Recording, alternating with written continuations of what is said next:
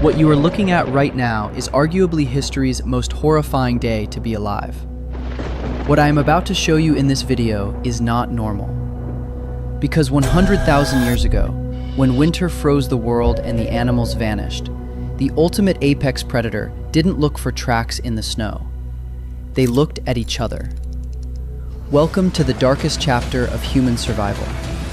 Long before we built cities, laws, or morality, our ancestors survived on pure, unchecked brutality. This wasn't a myth. This wasn't a story passed down to scare children. The evidence is already sitting in museums right now, quietly waiting. Human bones, tens of thousands of years old, bearing cut marks that no animal left there. Not animal teeth, not claw marks from a predator.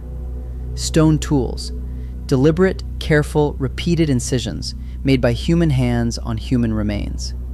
Found on skulls, on femurs, at the joints exactly where you would cut if you were separating meat from bone. Exactly where any butcher anywhere in history would begin their work.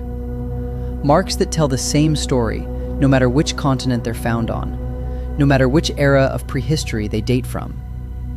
We have found these bones across multiple continents, spanning hundreds of thousands of years of human prehistory, in caves and open-air sites, from Europe to Africa to the Americas. This was not an isolated event, confined to one bad winter in one desperate group. It was not a single act of last resort desperation that happened once and was never repeated. Across deep time, in conditions we can barely imagine, from the warmth of the modern world, cannibalism was a documented survival strategy, as real as practical, and as recurring as hunting mammoth or building fire. Here's what those conditions actually looked like. Ice Age winters in prehistoric Europe could drop temperatures far below anything most modern humans have ever voluntarily stood in, even briefly. The megafauna that made survival possible, the mammoths, the woolly rhinos, the giant deer with antlers spanning over 10 feet, followed seasonal patterns that sometimes left entire regions completely empty of accessible prey for weeks or months at a stretch. There was no stored food beyond what fit inside the shelter. There was no trade network to call on, no neighboring village one day's walk away that might have extra supplies, no system that had ever existed to help. When the food ran out, it simply ran out, with no structure in place to slow what happened next. Here's the part that most history books skip. The first humans to die in those conditions didn't disappear. They were there, right there. And the people still living were days away from dying themselves. We know from ethnographic records of more recent isolated communities facing starvation that the decision, when it comes, is rarely made the way people imagine. It doesn't arrive as a monstrous choice. It arrives as the last remaining choice after every other option has already failed. Made by people who were not monsters, who were parents, children, members of a group now facing the biological end of everything they cared about. The anthropological term is survival cannibalism, carefully distinguished from ritual cannibalism, which also existed in some prehistoric cultures for entirely different social and spiritual reasons.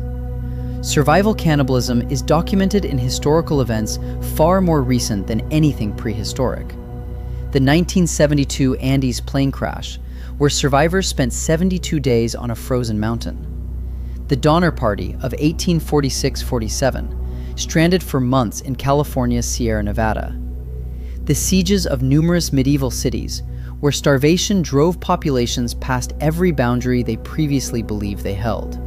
In every documented modern case, the people involved were ordinary individuals, not violent, not disturbed, not in any way predisposed toward harm, placed into extraordinary circumstances by catastrophe they did not choose and could not escape. Multiply that documented, recorded, modern desperation across 100,000 years of human prehistory, across populations that had no written language to preserve any record, no established religious framework specifically forbidding this, no cultural memory of what civilization would eventually decide was permissible, no court that would sit in judgment of the survivors. And what you get is not a horror story about monsters lurking in caves. You get a horror story about survival itself, which is a far more disturbing genre, because it is entirely about people who were no different from us, making decisions that our world has since agreed must never be made again. Here's something most people don't know. Neanderthal sites in France, specifically at Moula-Guercy, discovered in the 1990s, and at Goyet Cave in Belgium, one of the most extensively studied prehistoric cannibalism sites ever found, show human bones with the identical systematic cut marks as animal bones found at exactly the same sites. Processed in exactly the same way, discarded in the same refuse piles, alongside deer and horse remains. The Neanderthals were processing their dead the same way they processed their hunted prey. Marrow extraction, bone breakage for maximum nutrient access, skulls shaped and worked in ways that researchers have described carefully as consistent with possible use as vessels. These were not isolated fringe populations. Neanderthals were cognitively complex, emotionally capable individuals who buried their dead in other contexts, who cared for injured group members, who had rich social lives, and in some winters, in some caves, they ate each other to survive. The same evidence appears in early Homo sapiens sites across Europe. At Gough's cave in Somerset, England, researchers found human remains dating back roughly 14,700 years, showing clear, unambiguous evidence of cannibalistic processing. Bones cut, marrow extracted, remains discarded like any other food source. But more than that, skulls at Gough's cave had been deliberately shaped after death. The bone carefully worked and smoothed into rounded bowl forms, the edges refined. This site combines the practical survival processing with what appears to be ritual or symbolic use of the remains afterward, blurring a line that is already deeply uncomfortable to look at directly. Here's what should sit with you long after this video ends. These people had art, complex, beautiful, intentional art.